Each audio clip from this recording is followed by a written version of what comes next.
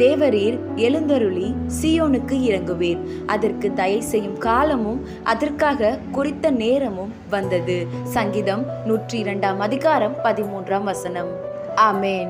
ஏசப்பா நமக்கு தயை செய்யும் காலமும் அதற்கு குறித்த நேரமும் வரதுக்கு முன்னாடி காத்திருப்பு காலம்னு ஒன்று இருக்குங்க. அந்த காத்திருப்பின் காலத்துல நம்மளை சுத்தி இருக்கவங்களும் சரி, நம்ம கூட இருக்கிறவங்களும் சரி, இல்ல நம்ம சொந்தக்காரங்களும் சரி, அவங்க கேட்கிற ஒரு கேள்விக்கும் நம்மளுக்கு பதிலே இருக்காதுங்க.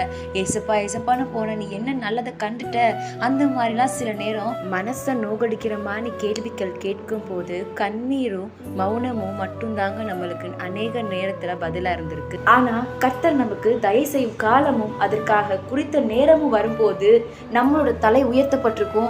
நம்ம பேசுற பேச்சுக்கு எதிர்பேச்சு பேச முடியாத அளவுக்கு கர்த்தர் நமக்கு அதிகாரத்தை கொடுப்பாங்க. அப்போ யார் யாரெல்லாம் நம்மளை நிந்தையா பேசுனாங்களோ, அற்பமா நினைச்சாங்களோ, மட்டம் தட்டி சிறுமப்படுத்தினாங்களோ, அவங்க மத்தியில கர்த்தர் நம்மளுக்கு என்ன பண்ணுவாங்களா, ஒரு பந்தியை ஆயத்தப்படுத்தி நம்ம தலையை எண்ணெயினால அபிஷேகம் பண்ண வல்லமை உள்ள தேவனா இருக்காங்க.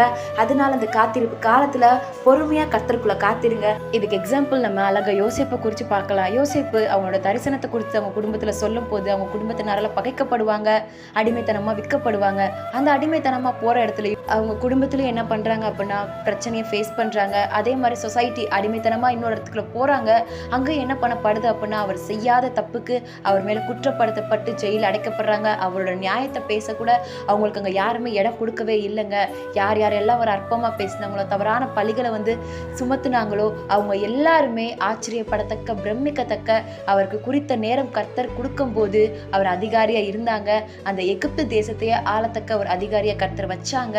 அப்போன போது அவர் அதிகாரத்துல இருக்கும் போது அவர் சொல்றதா சட்டம்ன்ற மாதிரி ஆச்சு. கர்த்தர் அவர் அவ்வளோ மேன்மையா வச்சாங்க. நீங்களும் குடும்பத்தினால வெறுக்கப்பட்டு சொசைட்டில நீங்க செய்யாத தவறுகளுக்கு உங்க மேல பழிய சுமத்தி இருந்திருக்கலாம். ஆனா யோசேப்புக்கு எப்படி குறித்த நேரம் வரும்போது அவர் ஒரு பெரிய அதிகாரியா இருந்தாங்களோ, ஒரு அதிபதியா இருந்தாங்களோ, அதே போலதான் நம்மளுக்கு கர்த்தர் குறித்த நேரம்னு ஒண்ணு தரும் போது நம்மளையும் கர்த்தர் ஒரு மேன்மையான இடத்துல உயர்த்தி வைக்க வல்லமையுள்ள தேவனா இருக்காங்க.